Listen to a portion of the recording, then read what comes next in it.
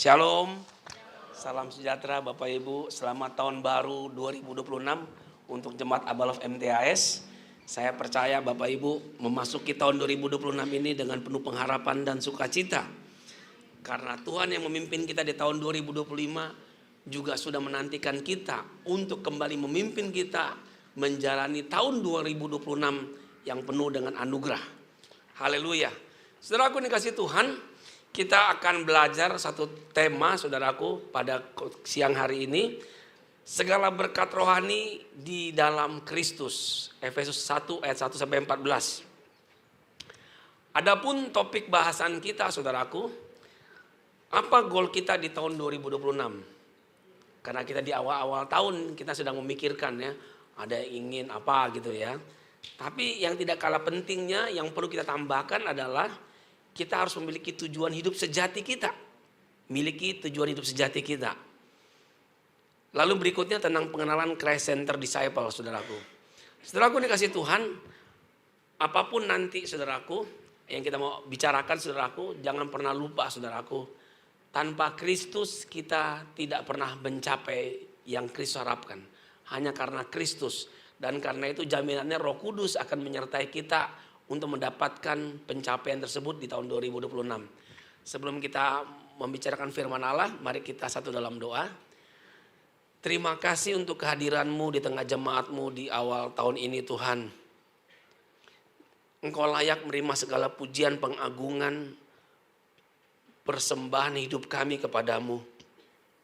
Karena Engkau telah menciptakan kami, menebus kami, dan memberi hidup-Mu kepada kami dengan kuasa kebangkitan-Mu, supaya kami terus menikmati Kristus dengan segala kekayaannya yang limpah. Tuhan berkatilah firman-Mu, terangilah hati kami, buat kami memahami apa yang menjadi hasrat hati-Mu bagi gereja-Mu Tuhan. Di dalam nama Yesus kami bersyukur, amin. Saudaraku yang kasih Tuhan, pujian kita di awal tahun, bagaimana kita gegap gempita mengagungkan Kristus.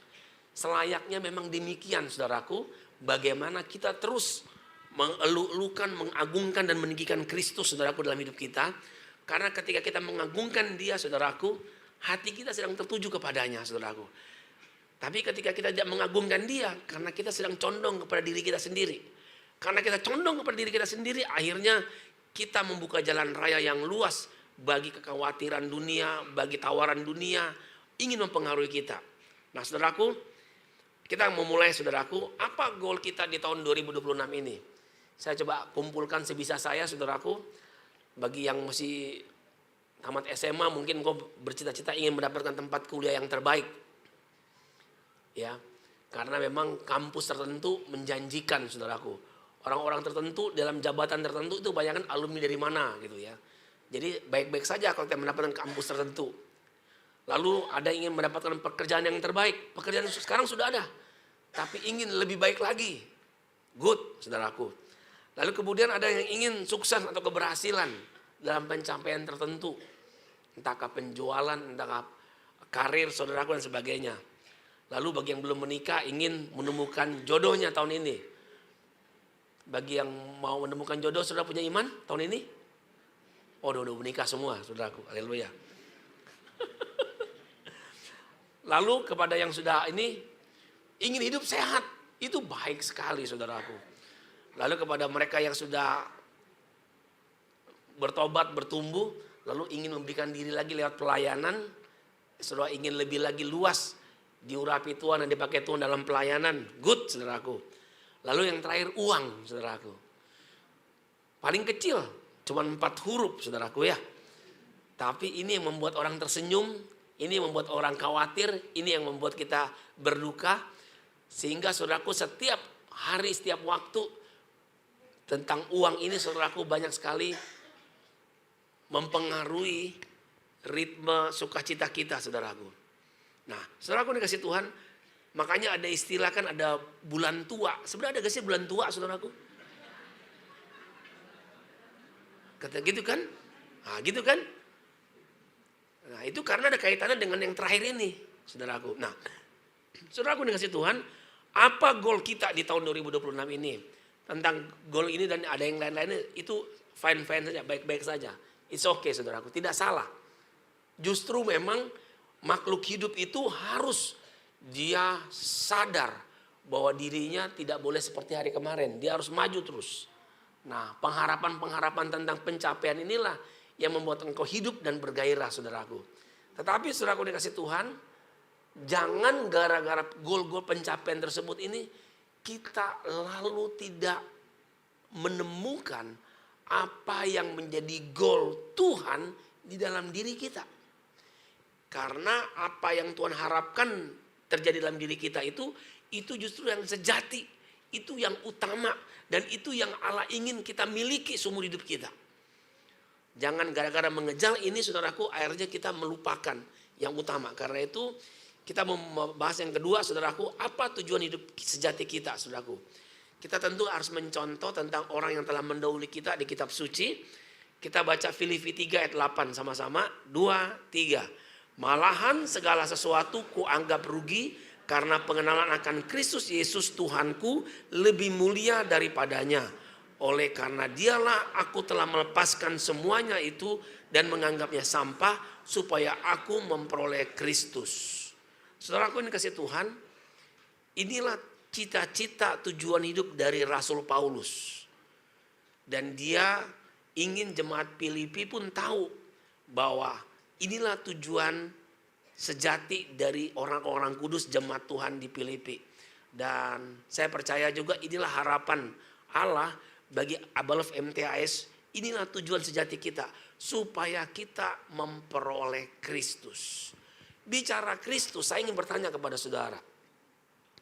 Ketika Rasul Paulus menulis ini, saudaraku, apakah dia sudah memperoleh Kristus? Sudah belum?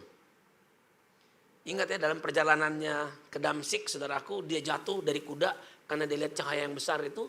Lalu dia buta beberapa hari, saudaraku. Kristus menyatakan dirinya, mengapa? Saulus, Saulus, mengapa engkau menganiaya aku? Dia berjumpa dengan Kristus, dia menerima pewahyuan itu.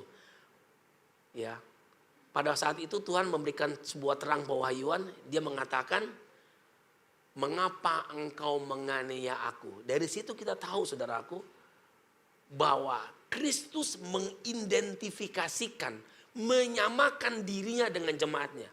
Jadi apa yang kita lakukan kepada jemaat, itu kena kepada Kristus. Makanya kita tahu bahwa Rasul Paulus itu adalah rasul arsitek gereja. Memang Tuhan berkata kepada Petrus bahwa aku akan mendirikan gerejaku di atas batu karang ini. Tetapi kepada Rasul Paulus tentang desain, rancangan, detail tentang gereja Tuhan itu Tuhan singkapkan melalui Rasul Paulus. Jadi Rasul Paulus tahu saudaraku tentang Kristus. Tapi dia berkata cita-citanya, tujuan hidupnya gak ada yang lain. Dia ingin memperoleh Kristus, saudaraku dikasih Tuhan. Kristus itu bukan sama seperti kita, saudaraku. Kita ini ciptaan, dia sang pencipta. Saudaraku dikasih Tuhan, Kristus itu agung mulia. Jadi kalau kita sudah mengenal dia sebatas sekarang ini, saudaraku, puji Tuhan. Tapi jangan pernah puas. Seolah-olah kita telah memiliki Kristus sepenuhnya, saudaraku. Karena dia begitu besar, saudaraku. Begitu luas. Dan kata-kata manusia kita terbatas untuk melukiskan betapa agungnya dia, saudaraku. Makanya yang Paulus inginkan adalah memperoleh Kristus. Pertanyaannya, apakah ini juga menjadi cita-cita kita? Engkau ingin memperoleh Kristus dengan limpah? Kalau kita telah dipenuhi Kristus dengan limpah, saudaraku, tidak ada lagi, saudaraku, tawaran dari dunia, dari setan atau siapapun yang membuat kita berpaling daripadanya. Tapi karena kita mengenal dia dengan begitu miskin, begitu sempit, sehingga begitu banyak ruang yang bisa diisi dengan apa yang dunia tawarkan, sehingga banyak orang menjadi tawar hati, menjadi khawatir, menjadi kecewa dan sebagainya. Inginkanlah Kristus lebih daripada apapun juga. Inginkanlah Kristus memenuhi kita, saudaraku. Karena ketika kita dipenuhi oleh Kristus dengan limpah, saudaraku, Saya percaya kita adalah orang yang paling beruntung, paling berbahagia, paling bersuka cita, paling damai sejahtera, dan paling itu semua. Saudaraku dikasih Tuhan, inilah tujuan sejati hidup kita, saudaraku. Tujuan hidup sejati kita memperoleh Kristus. Ulangi bersama saya, memperoleh Kristus. Lalu yang kedua, saudaraku, lanjutan dari Filipi 3 ayat 8. Sekarang Filipi 3 ayat 9 kita baca 2, 3. Dan berada di dalam Dia, bukan dengan kebenaranku sendiri karena mentaati hukum Taurat, melainkan dengan kebenaran karena kepercayaan kepada Kristus, yaitu kebenaran yang Allah anugerahkan berdasarkan kepercayaan. Jadi yang kedua, setelah kita memperoleh Kristus, dan kita yang kedua berada di dalam Kristus. Ini kata satunya ganti dua, saudaraku, salah tuh ya. Dua. Tadi yang pertama memperoleh Kristus, yang kedua berada di dalam Kristus. Sudah memperoleh, lalu tinggal di dalam Kristus. Wow, luar biasa. Saudaraku, saya ingin bertanya kepada saudara, kalau kita berada di dalam Kristus, kita pasti selamat gak?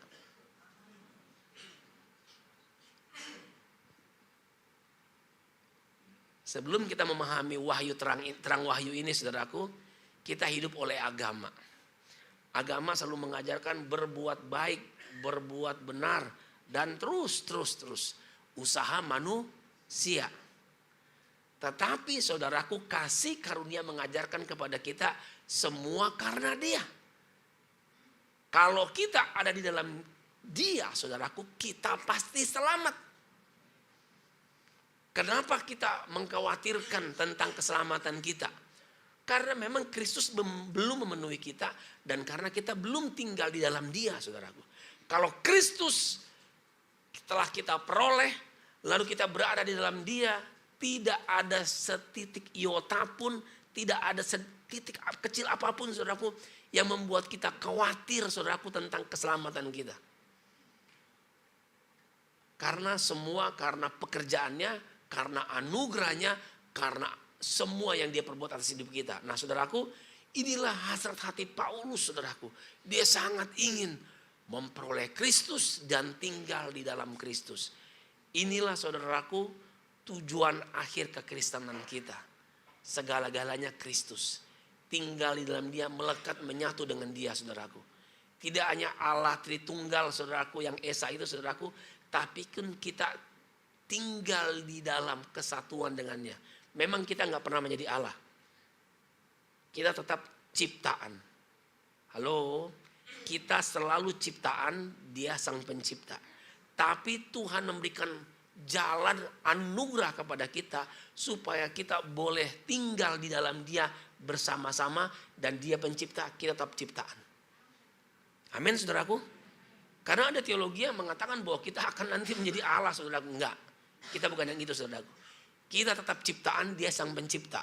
Tapi Dia memberikan anugerah supaya kita beroleh bagian bersama Dia senantiasa. Luar biasa, saudaraku. Inilah yang tidak bisa disediakan oleh agama-agama, oleh ajaran-ajaran, oleh filsafat-filsafat. Tetapi inilah yang Allah sediakan bagi setiap orang yang percaya dan mau menerima Dia. Hampir kaget saya, hampir jatuh mic saya. Amin. Ya, saya pegang dua tangan deh. Haleluya. Memperoleh Kristus dan berada di dalam Kristus. Lalu apa arti berada di dalam Kristus, saudaraku? Arti berada dalam Kristus adalah kita dipersatukan dengan Kristus. Gambarannya itu, saudaraku, di kitab Wahyu, bagaimana Kristus sang kepala gereja itu, saudaraku ya, menjadi mempelai pria kita, saudaraku, dan kita mempelai wanitanya. Kita dipersatukan. Kenapa sih kalau ilustrasinya mempelai wanita, kau pernikahan sih? Karena ini bicara tentang cinta. Yang Kristus cintai itu jemaatnya. Kalau ada saudaraku tidak mencintai jemaat, saya ingin katakan, saudaraku, engkau tidak mencintai apa yang Kristus cintai. Jadi kita harus mencintai jemaat. Ketika kita mencintai jemaat, kita sedang sejalan dengan Kristus sang kepala gereja kita. Jadi kita dipersatukan dengan Kristus. Yang kedua, status kita ditentukan oleh Kristus. Maksudnya begini saudara, saya tadi udah katakan kita tidak pernah menjadi Allah. Cuman kita beroleh bagian saudaraku. Kenapa Allah mesti turun ke dalam dunia ini? Karena tidak mungkin saudaraku manusia bisa datang ke hadirat Allah dengan kuasa dan kemampuannya. Jadi Allah turun dari sorga menjelma menjadi manusia untuk mengangkat kita manusia yang fana ini naik ke sorga beroleh bagian di dalam kekekalan bersama dia. Kalau Tuhan yang bekerja, Tuhan gak bisa gagal. Inilah jemaat Tuhan yang harus kita renungkan dan pikirkan supaya kita selalu dipenuhi oleh Kristus, dipenuhi oleh perkataan-perkataan Kristus sehingga nggak ada ruang kepada kekhawatiran dan ajaran-ajaran yang menyesatkan saudaraku. Nah bicara tentang kesatuan dengan Kristus ini juga saudaraku, ya union with Christ saudaraku ya. Dalam kesatuan itu gimana sih ilustrasinya? Ilustrasinya itu seperti spon. Tahu sponnya ibu-ibu suka nyuci piring tuh ya. Atau bapak-bapak juga ya sekarang nyuci piring. Bapak-bapak saya lihat juga anggota komsel, pada nyuci piring juga bagus, kompak suami istri ya. Spon itu saudaraku ya, dia itu kering tadinya. Begitu dia dimasukkan ke dalam ember yang ada airnya saudaraku, lihat spon itu ada di dalam air. Ya, ada di dalam air. Tetapi ketika dia diangkat keluar saudaraku, kita peras ada airnya tuh spon. Ya itulah saudaraku gambarannya. Yang simple walaupun gak memadai saudaraku. Karena itu masih material. Yang kita bicarakan ini rohani saudaraku. Roh. Ya. Roh itu tidak terbatas, luas. Tapi material itu terbatas saudaraku. Tapi itu mungkin analogi yang bisa kita gunakan untuk menolong kita memahami saling tinggal. Jadi spon itu ada di dalam air, tapi air juga ada di dalam dia. Tapi di dalam Kristus nanti saudaraku, kita ada di dalam roh, kita ada dalam dia, roh di dalam kita, saudara, saling tinggal saudaraku. Dan karena itu saudaraku, kita akan memperoleh semua yang ia miliki. Dalam arti begini saudaraku, Kristus sang kebenaran, kebenaran Kristus itu menjadi kebenaran kita. Kristus yang kudus itu, kekudusan itu menjadi kekudusan kita. Karena menyatu dengan dia. Karena di dalam Kristus. Tetapi kadang-kadang banyak orang lebih tertarik dengan aturan-aturan ataupun dogma-dogma syariat-syariat agama. Ketimbang memahami apa yang Bapa anugerahkan kepada kita saudaraku. Di dalam Kristus lengkap semuanya. Jadi nggak ada yang perlu kita takutkan dan khawatirkan. Jadi bagian kita adalah terus mengikut Yesus, berjalan bersama Yesus dan memandang dia senantiasa bersekutu setiap hari dengan dia saudaraku. Ini goal sejati tujuan hidup kita saudaraku, amin. Nah sekarang menjadi ayat acuan kita saudaraku, mari kita buka Efesus 1 saudaraku. Saya ingin mengajak jemaat membaca karena inilah nats yang mau kita bahas saudaraku.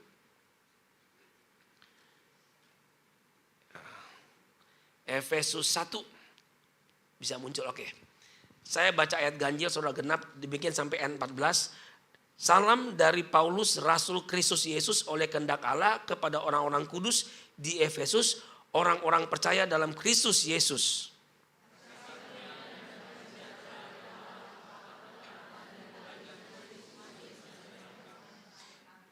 Terpujilah Allah dan Bapa Tuhan kita Yesus Kristus yang dalam Kristus telah mengaruniakan kepada kita segala berkat rohani di dalam sorga.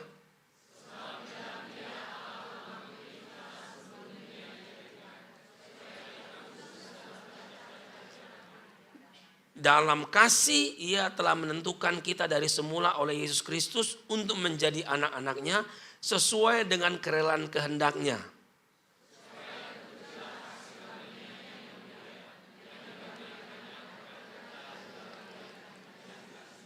Sebab di dalam dia dan oleh darahnya kita beroleh penebusan, yaitu pengampunan dosa menurut kekayaan kasih karunia-Nya.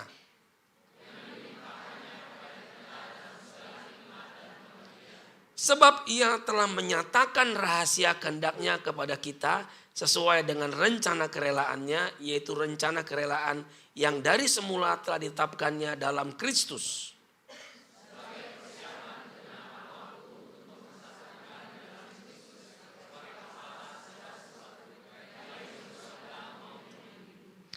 Aku katakan di dalam Kristus, karena di dalam Dialah kami mendapat bagian yang dijanjikan.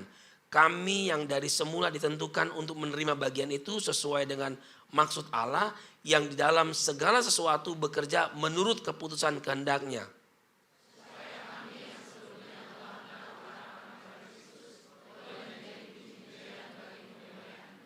Di dalam Dia kamu juga, karena kamu telah mendengar firman kebenaran, yaitu Injil keselamatanmu. Di dalam Dia kamu juga ketika kamu percaya dimeteraikan dengan Roh Kudus yang dijanjikannya. Dan Roh Kudus itu adalah jaminan bagian kita sampai kita memperoleh seluruhnya, yaitu penebusan yang menjadikan kita milik Allah untuk memuji kemuliaan-Nya. Amin. Saudaraku, sebelum saya bahas ini,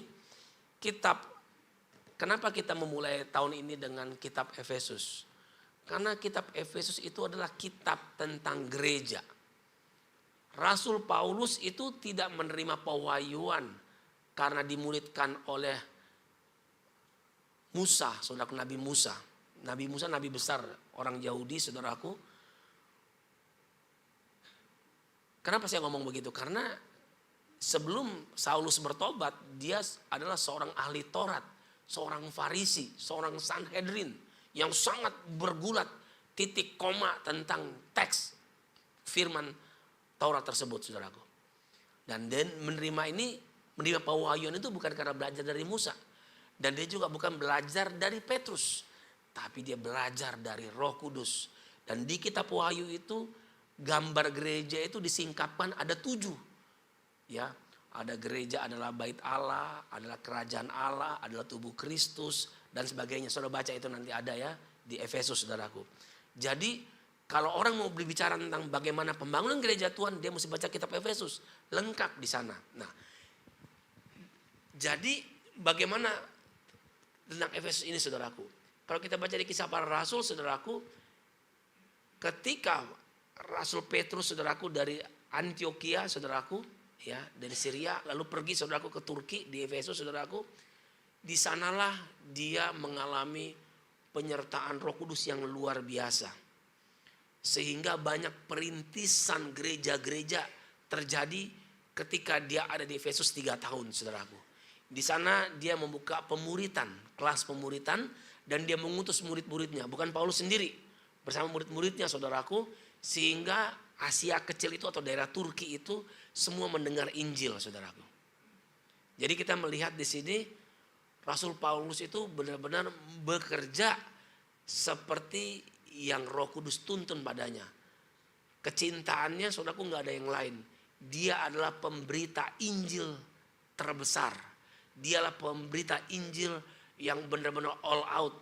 Kemanapun dia pergi selalu memberitakan Injil. Kenapa kita perlu merintis gereja juga, saudaraku? Bukan untuk membesarkan Abalov, bukan. Tetapi kita ingin juga berita firman Allah sampai kepada seluruh bangsa ini. Kenapa kita harus berintis di suku-suku? Karena segala suku-suku yang di lembah-lembah, di pulau-pulau, di gunung-gunung harus mendengar kabar baik, saudaraku. Karena itulah Tuhan tidak ingin menyelamatkan 1 orang, 2 orang, tapi Tuhan ingin menyelamatkan semuanya yang mau meresponi dia, saudaraku. Nah, karena itu kita mulai, saudaraku, dengan berkat rohani. Berkat rohani apakah? Yang pertama, saudaraku, kita melihat, saudaraku, tentang berkat Bapa di dalam pemilihan. Saudaraku, jangan anti dengan teologi predestinasi. Teologi tertentu atau reform, saudaraku, sangat menekankan ini, saudaraku. Tetapi kita bukan memandang itu, teologi itu. Kita memandang kepada firman Allah. Karena, saudaraku, ayat yang kita baca barusan jelas itu predestinasi. Sebelum Allah menciptakan langit dan bumi, belum menciptakan manusia, di dalam hati Allah yang terdalam, Dia ingin melaksanakan rencananya. Dan pelaksanaan rencananya itu adalah supaya saudara dan saya beroleh anugerah, yaitu berkat-berkat rohani. Jemaat Tuhan, seluruh agama bekerja, berpuasakah, beramalkah, melakukan syariat-syariatkah, melakukan perbuatan baik tertentu demi menerima keselamatan. Itu. Tetapi Allah telah lebih dulu bekerja mengutus Yesus, saudaraku, mati di kayu salib untuk menebus saudara dan saya. Untuk mengampuni semua orang yang berdosa yang mau percaya kepadanya, saudara. Jadi saudaraku yang kasih Tuhan, kita telah menerima anugerah keselamatan itu. Jadi ayat di sini tidak berbicara berkat materi. Banyak orang mengejar uang. Akhir zaman cinta akan uang itu menjadi akar segala kejahatan. Tapi sebenarnya bukan masalah uang. Tapi apakah yang bisa dihasilkan dari uang itu? Yang dihasilkan dari uang adalah apa, saudaraku? Banyak orang mengejar penerimaan. Dia berpikir begini, kalau saya nggak kaya, gue nggak dipandang orang, gue nggak diterima orang. Sehingga dia ingin kerja all out, investasi supaya banyak uang. Kenapa saya mesti mengejar karir, mesti mengejar pencapaian-pencapaian? Karena kalau saya nggak punya posisi tertentu, saya nggak dipandang sebelah mata. Jadi uang, pencapaian, reputasi dan sebagainya, saudaraku, sebenarnya bukan goal akhir dari itu. Goal akhirnya adalah orang ingin menerima penerimaan, pengakuan, penghargaan dari orang lain. Allah itu baik sekali. Dunia nggak bisa memberikan itu kepada saudara. Allah telah menerima saudara karena engkau adalah anaknya. Bilang amin, Bang. Padahal gue udah langsung siap-siap pegang dua mic. Allah telah menerima kita. Gak peduli. Mungkin kita gak hafal ayat. Mungkin kita ada orang yang masih jatuh bangun. Tapi Allah telah menerima kita. Yes. Bagus, Bang. Mainkan, Bang. Yang ngantuk bangun langsung. Haleluya. Tapi sampai pegang jantung masing-masing ya. Haleluya. Jadi saudaraku, Allah menerima kita. Penerimaan Allah itu penerimaan yang tulus. Tulus, tidak seperti yang dunia bisa berikan. Tidak seperti yang fana ini dapat sediakan bagimu, bagiku. Allah sudah menerima saudara karena engkau adalah anaknya. Engkau telah ditentukan untuk diselamatkan. Jadi berkat rohani itu apa?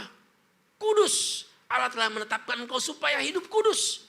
Sama seperti dirinya. Karena kalau kita gak kudus, kita gak bisa hidup bersama-sama dengan dia dalam kekudusannya. Allah bekerja untuk mengerjakan kekudusan itu dalam diri setiap kita. Sehingga kita bisa bersamanya. Permanen, saudaraku. Senantiasa. Kita diangkat menjadi anaknya, saudaraku. Jadi sejak dari sebelum dunia diciptakan, kita telah ditetapkan menjadi anak-anaknya. Ini predestinasi. Sebelum dunia dijadikan. Sudah mengerti arti istilah sebelum dunia dijadikan? Berarti saudaraku, ketetapan Allah tentang kita menjadi anaknya itu jauh lebih penting daripada dunia semesta yang dia jadikan. Padahal dunia semesta yang dijadikan itu begitu besar sekali. Tetapi di hati Allah, saudaraku, cinta besarnya itu lebih besar dari semesta alam ini. Dan dia telah menerima kita menjadi anak-anaknya. Saudara, boleh senyum dong kepada kiri kanan anak-anak Allah. Engkau anak-anak Allah. Meskipun masih ada utang yang mesti diberesin dan sebagainya, kau udah anak-anak dulu, kau sudah diterima oleh Allah. Amin. Ya. Jadi ini berkat Bapa. Kenapa kita mesti mengejar yang lain-lainnya, saudaraku? Allah sudah menerima kita, saudaraku. Ya. Nah, saudaraku, Ia telah memilih kita sebelum dunia dijadikan. Jadi ini berdasarkan apa, saudaraku? Karena kedaulatan Allah, karena kasih-Nya, saudaraku. Bukan karena pengaruh pembisik, bukan karena pengaruh yang lain-lainnya, karena kesempurnaan, kekudusan kasih Allah itu, Dia telah menetapkan pilihannya. Semua kita dikasihi oleh Allah. Bukankah ini Injil bagi saudara? Bukankah ini kabar baik bagi kita, saudaraku? Bapa mengasihi kita. Saudaraku yang kasih Tuhan, makanya saudaraku Rasul Paulus ketika mengirim surat kepada jemaat di Efesus, dia membuka itu dengan pujian pengagungan kepada Allah Tritunggal. Ada orang mengatakan begini, di Alkitab kan gak ada istilah Tritunggal. Memang teks Tritunggal itu tidak ada di Alkitab.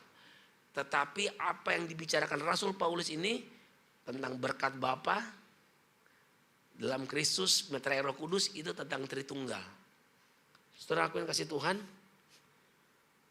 kenapa kita membicarakan yang tidak ada dasar teksnya? Saudaraku, iman kita perlu berdasarkan teks. Tetapi iman kita enggak ditentukan oleh teks. Tapi iman kita ditentukan oleh kebenaran yang berada di dalamnya, yang Allah terangi sehingga Allah munculkan sehingga kita bisa memahaminya, saudaraku. Misalnya ambil contoh ya. Tritunggal tidak ada teksnya. Tetapi kebenarannya, pergilah jadikan segala bangsa muridku, baptislah mereka dalam nama Bapa, Putra dan Roh Kudus. Tritunggal. Amin, saudaraku. Lalu kita melihat di sini tentang ucapan syukur dari Rasul Paulus. Pemilihan Bapa, saudaraku ya. Lalu berkat Anak dan meterai Roh Kudus. 3 juga, saudaraku. Jadi kita melihat di sini tidak ada kata Tritunggal. Tetapi kita percaya Dia yang Esa itu kita kenal sebagai Tritunggal yang kudus. Monoteisme yang kita pahami, saudaraku, adalah Allah Tritunggal. Kalau mereka yang lain enggak monoteisme aja. Satu. Saya ingin katakan, kalau Tritunggal itu nggak masuk akal. Saya ingin katakan, kalau Allah itu bisa masuk akal, saudaraku, Dia bukan Allah. Dia melampaui akal. Dia tidak bisa dipenjarakan di dalam keterbatasan berpikir manusia atau tata bahasa manusia. Contoh apalagi, saudaraku, inkarnasi. Inkarnasi itu nggak ada di Alkitab. Tetapi faktanya, saudaraku, Allah datang ke dalam dunia ini menjelma menjadi manusia. Dia berinkarnasi. Nah, saudaraku, kata itu nggak ada teksnya. Tapi fakta sejarahnya, Dia jelas-jelas menjadi manusia. Supaya apa? Karena Dia ingin menyelamatkan manusia. Kenapa Dia menjadi manusia? Karena hanya dengan Dia menjadi manusia, Dia bisa mati, saudaraku, menumpahkan darahnya. Karena perjanjian lama mengatakan tanpa penumpahan darah tidak ada pengampunan dosa. Dia harus menumpahkan darahnya. Allah itu roh. Kalau nggak memiliki tubuh, saudaraku, Dia nggak punya darah. Jadi Dia harus menjelma menjadi manusia. Jadi sudah ngerti kan kenapa Dia menjelma menjadi manusia. Bukan tanpa tujuan. Tujuannya karena Dia ingin menyelamatkan manusia. Kedua, Dia harus mewakili antara Allah dan manusia. Pihak yang bertikai, saudaraku. Allah yang kudus, manusia yang berdosa, Allah yang kekal, manusia yang fana. Siapakah yang layak menjadi juru tengahnya? Dia harus mewakili Allah, dia harus mewakili manusia. Makanya dia harus menambahkan pada dirinya yang tidak ada padanya, yaitu tubuh manusia. Makanya Dia rela ada di 9 bulan di rahim Bunda Maria. Jelas semua, saudaraku. Jadi kita percaya Allah Tritunggal itu bukan menurut logika manusia, tetapi menurut apa yang firman Tuhan, apa yang Alkitab singkapkan kepada kita, itu yang harus kita terima, itu yang harus kita pahami, itu yang harus kita imani. Nah, baik, saudaraku. Jadi berkat rohani apa, saudaraku? Berkat rohani itu adalah berkat kekudusan, berkat kita diangkat menjadi anak, kita ditebus, saudaraku. Itu anugerah Tuhan. Ya, nggak bisa agama lakukan itu, hanya Allah yang bisa mengerjakan itu, dan Allah telah melakukan itu bagimu dan bagiku, dan kepada orang yang mau diselamatkan kembalinya. Kedua, saudaraku, berkat rohani apakah? Berkat anak, yaitu penebusan. Yang melaksanakan keputusan Bapa tersebut adalah Kristus Yesus. Di dalam Dia kita memiliki penebusan oleh darahnya, pengampunan dosa-dosa kita. Penebusan, pembebasan budak dengan harga dan darah Kristus. Maksudnya begini saudaraku. Berhenti berbuat dosa tidak otomatis engkau punya hidup kekal. Berhenti berbuat dosa tidak otomatis membuat engkau bisa masuk surga. Kenapa saudaraku? Karena Alkitab di kitab Roma mengajarkan dosa itu hutang saudaraku. Makanya penebusan Kristus itu dia menebus, dia membayar hutang. Dan agungnya adalah dia bukan membeli kita dengan emas, dengan perak, dengan uang. Dia menebus dengan darahnya, dengan kematiannya. Dia menebus dengan totally kehidupannya yang agung, yang kudus, yang segala-galanya itu. Allah gak bisa gagal. Ketika dia melakukan itu, dia menyelamatkan saudara dengan permanen. Percayalah dan terimalah anugerahnya. Karena inilah berkat anak, berkat dari Kristus saudaraku. Saudaraku dikasih Tuhan, rahasia kehendaknya ayat 9, misteri yang diungkapkan menyatukan segala satu di bawah Kristus. Maksudnya gini, anak Tuhan itu di Alkitab itu ada dua saudaraku. Pertama orang Yahudi saudaraku.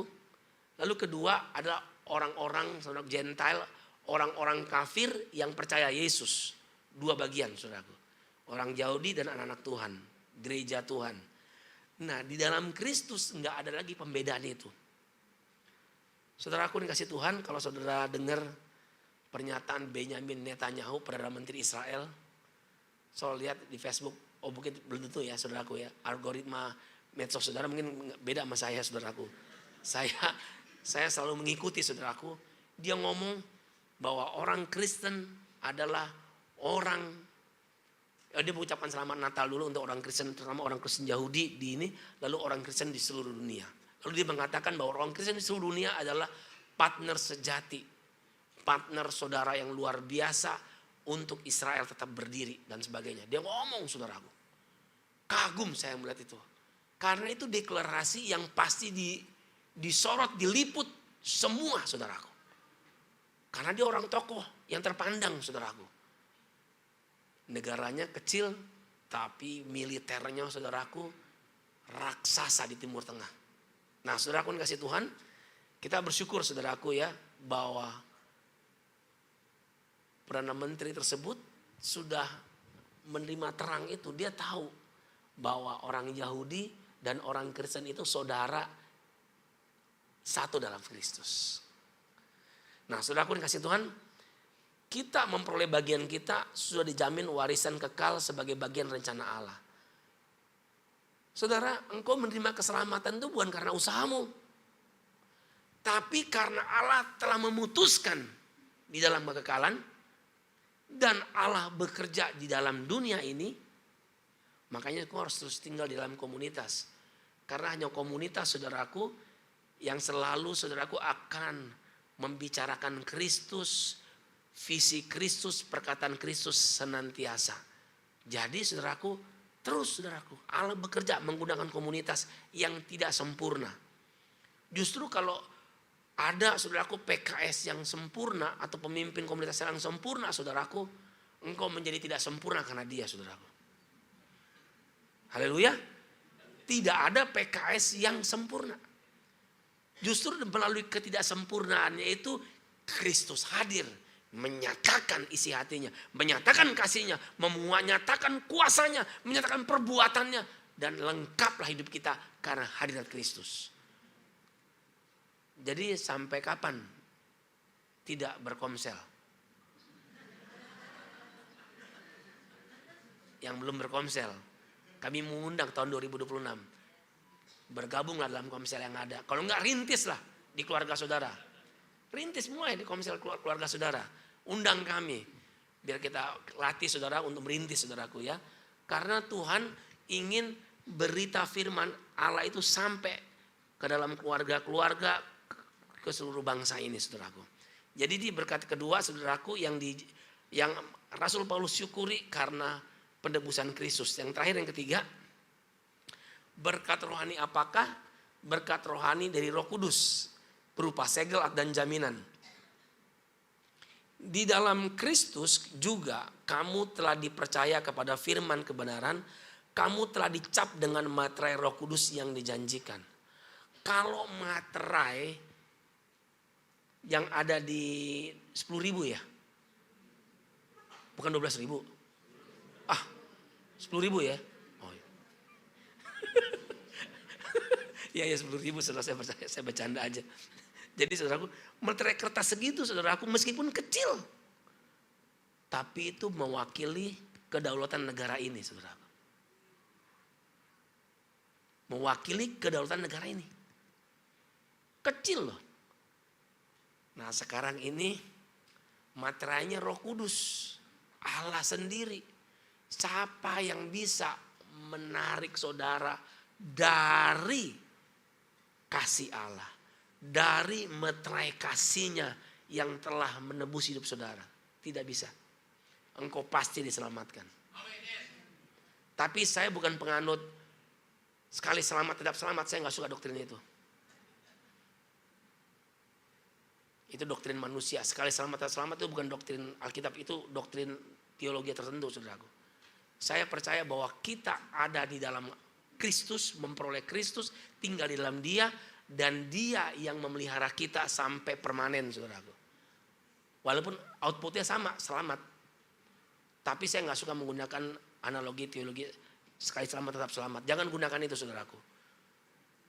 Tapi selalu arahkan seluruh keluarga kita, murid binaan kita kepada Kristus yang adalah juru selamat sejati hidup kita. Yang tidak pernah berhenti bekerja supaya keselamatan itu permanen kita nikmati, kita alami, kita hidupi, kita jalani setiap hari.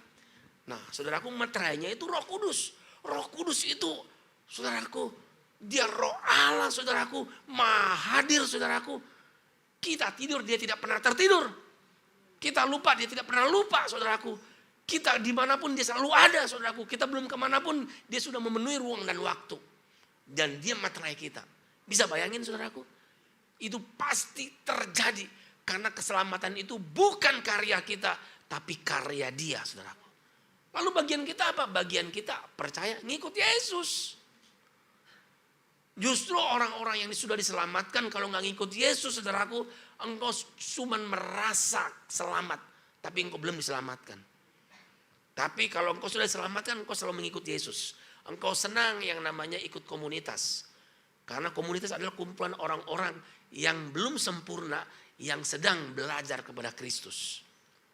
Baik saudaraku. Udah habis waktunya. Puji Tuhan, panjang banget saya khotbah. Nah ini saudaraku, kita bicara tentang pengenalan Christ Center Disciple saudaraku ya. Tahun ini kita belajar Christ Center Disciple. Bukan hanya tahun ini, seumur hidup kita. Kita harus menjadi murid yang berpusatkan Kristus. Ya. Yang pertama saudaraku, hidup serupa Kristus inilah ultimate tujuan orang Kristen. Keserupaan dengan Kristus. Karena itulah yang Kristus harapkan ketika Dia menciptakan Adam. Makanya Dia hadirkan pohon kehidupan. Tetapi saudaraku, Adam memilih pohon pengetahuan yang baik dan jahat. Sehingga Adam tidak hidup karena pohon kehidupan. Tapi saudara bersuka cita karena engkau memiliki Kristus, sang pohon kehidupan itu. Dan engkau pasti serupa dengan Dia. Kita tidak mungkin serupa Kristus kalau di dalam kita tidak hidup sang pohon kehidupan. Kalau Kristus tidak hidup. Tapi karena Dia hidup di hati kita, kita pasti serupa Kristus. Karena kesukaan Kristus akan menjadi kesukaan kita. Apa yang jadi fokus Kristus menjadi fokus kita. Apa yang Kristus benci itu menjadi apa yang kita benci saudaraku. Dan segala-galanya Kristus saudaraku. Kita akan serupa dengan Kristus. Tapi tidak pernah menjadi Allah. Hanya serupa dengan Kristus. Amin. Saya ulang-ulang dari tadi bolak-balik ya saudaraku ya. Takut saudara nangkep yang berbeda. Saya bertanggung jawab dengan apa yang saya katakan. Saya tidak bertanggung jawab dengan pengertian yang saudara dapatkan. Maka saya ulang-ulang dari tadi saudaraku. Kita nggak pernah bisa menjadi Allah. Kita hanya serupa dengan Kristus. Dalam sifat, dalam karakter, dalam kekudusannya saudaraku.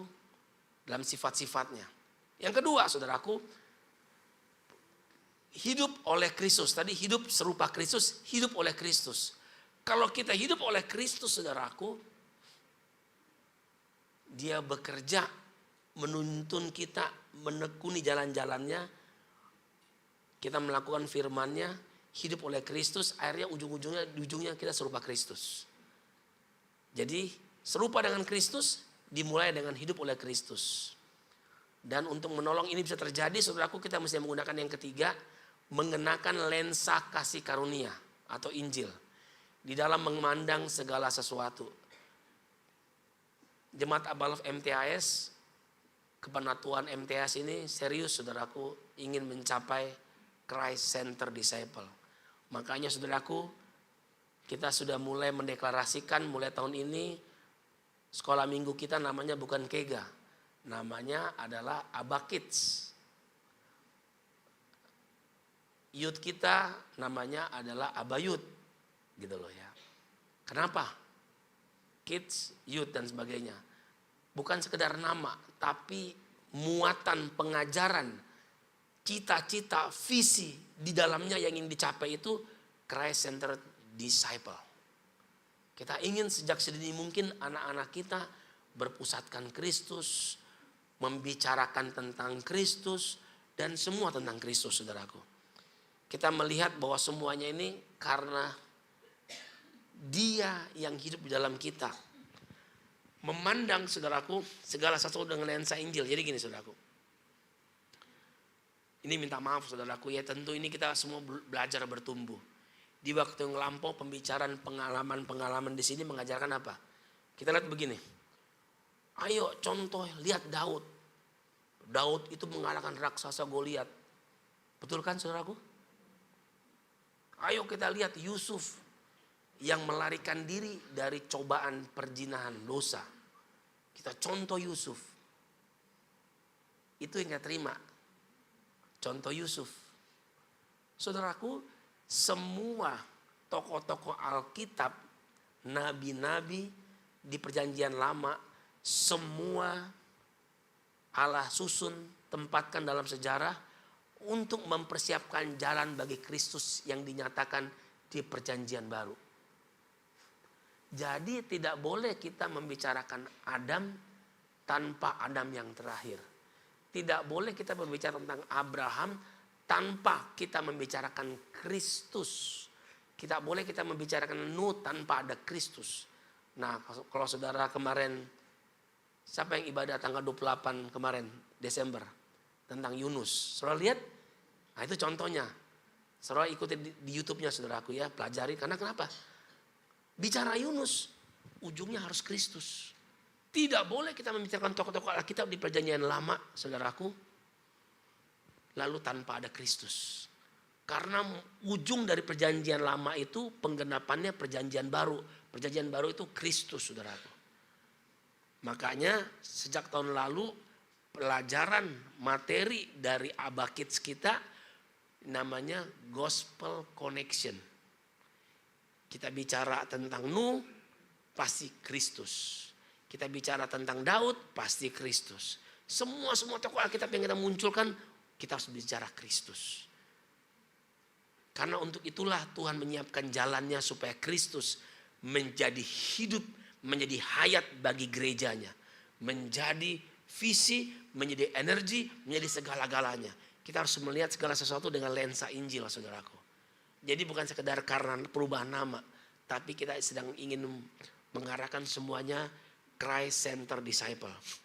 Bagaimana proses pemuritan, saudaraku? Tentu ini sebuah proses yang membutuhkan waktu, ya. Tentu kita nggak bisa secara radikal, tapi secara perlahan demi perlahan, step demi step, kita bisa memulainya, saudaraku. Nah, bagaimana proses pemuritan? Itu digambarkan dalam 3 bagian besar ini, ya. Yang pertama dimulai dengan mengikut Yesus. Matius 1 ayat 17. Yesus berkata kepada mereka, mari ikutlah aku dan kamu akan kujadikan penjala manusia.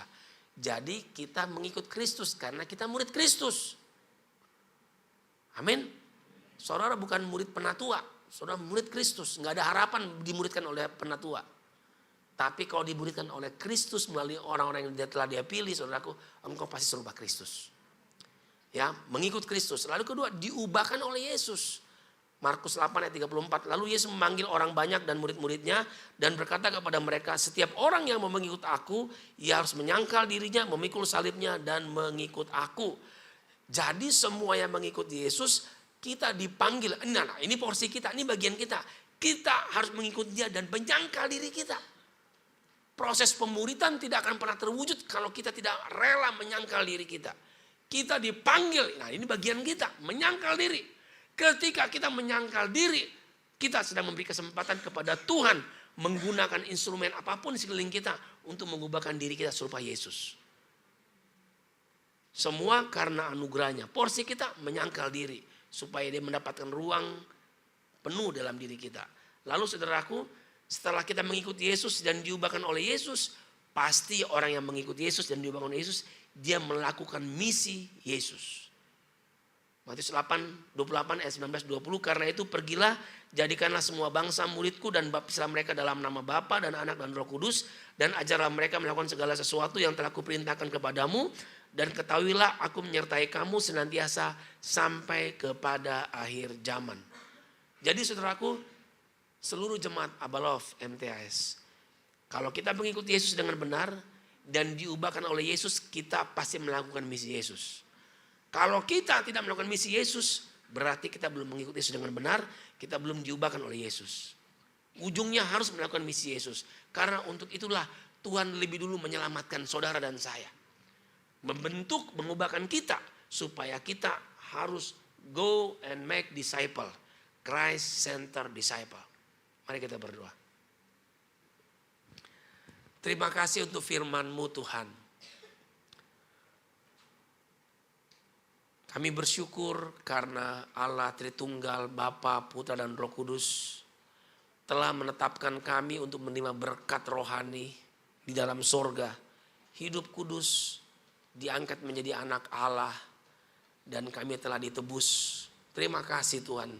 Siapakah kami ini kalau di antara begitu banyak orang di muka bumi ini, Engkau telah lebih dulu menyelamatkan kami. Tuhan Yesus, meteraikanlah firman-Mu dalam hati kami. Meteraikanlah itu supaya hati kami selalu melekat kepada Kristus. Hamba-Mu sangat terbatas mengutarakan, menyampaikan firman-Mu. Allah Roh Kudus, mari jamah hati kami. Terangi diri kami. Buat kami memahami apa yang menjadi hasrat hati-Mu Tuhan.